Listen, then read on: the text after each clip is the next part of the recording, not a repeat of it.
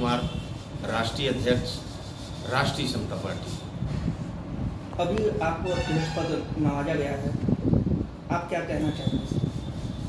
देखिए, राष्ट्रीय अध्यक्ष जो भी बनता है वो सर्वोच्च पद होता है किसी पार्टी का, और वहाँ पर पहुँचने के लिए सभी लालायित रहते हैं, लेकिन पहुँचता कोई एक ही है।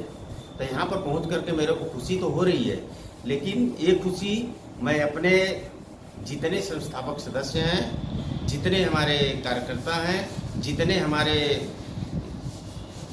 पार्टी के सदस्य हैं, उन लोगों ने हमारे को चुन कर यहाँ पर भेजा है। तो सबसे पहले मैं उनका आभारी हूँ और उनको तहे दिल से वंदन अभिनंदन करता हूँ। ये जो मैं राष्ट्रीय अध्यक्ष बना हूँ उनकी देन है।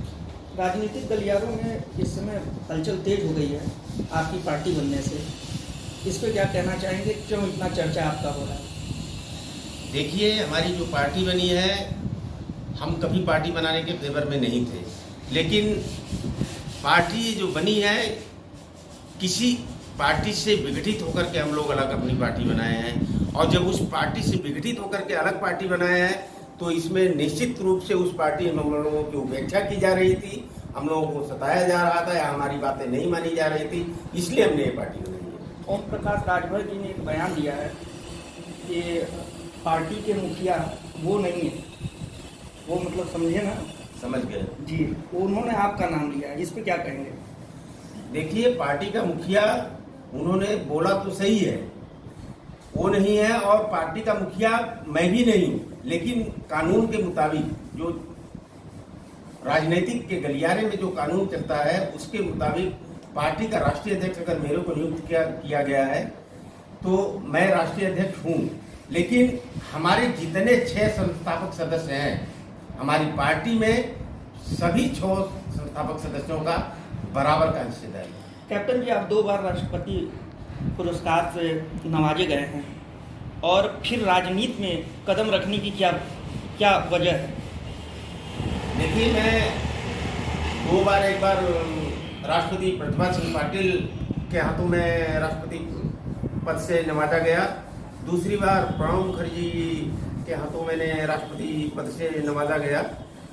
तो ये सब एक अच्छे कार्य कुशलता को दर्शाता है, लेकिन मैं जब बनाई है राष्ट्रीय समता पार्टी, क्या मुद्दा लेकर के आप? बहुत सही सवाल महोदय आपने किया। पहले मैं आपको धन्यवाद दे दूं आप लोगों को कि आप लोग हमारे जैसे दबे कुचले लोगों की आवाज़ को बुलंद करते हैं।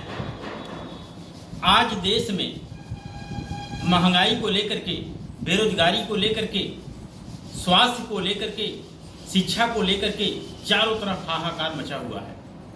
इन सारी चीज़ों से और राजनीति में जो अच्छाइयाँ थीं अब वो कम हो गई हैं, राजनीति में बुराइयाँ ज़्यादा प्रवेश कर गई हैं। इन सभी चीज़ों को सुधारने के लिए हमारी लड़ाई जारी रहेगी इस पार्टी के माध्यम से।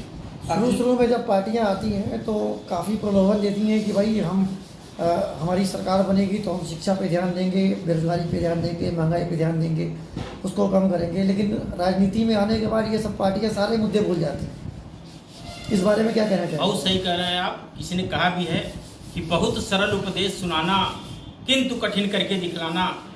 तो महोदय, आपसे हम बता देना चाहते हैं कि तरुण किरणें लगी उगने उदासी के कुहासे से, बचेगा राष्ट्र अब निश्चित निराशा के बुढ़ापे से, सुनिश्चित ही नए युग का नया निर्माण होगा। अब हुआ है क्या नहीं संभव राष्ट्रीय समता पार्टी के धमाके से।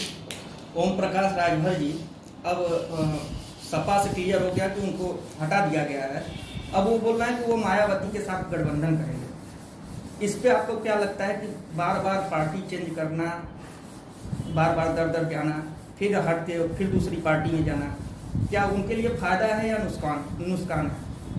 अब वो अपना फायदा और नुकसान खुद समझ रहे होंगे माननीय ओम प्रकाश जी, और फायदा और नुकसान समझने में उनको महारत हासिल है, उसमें हम नहीं कुछ कह पाएंगे।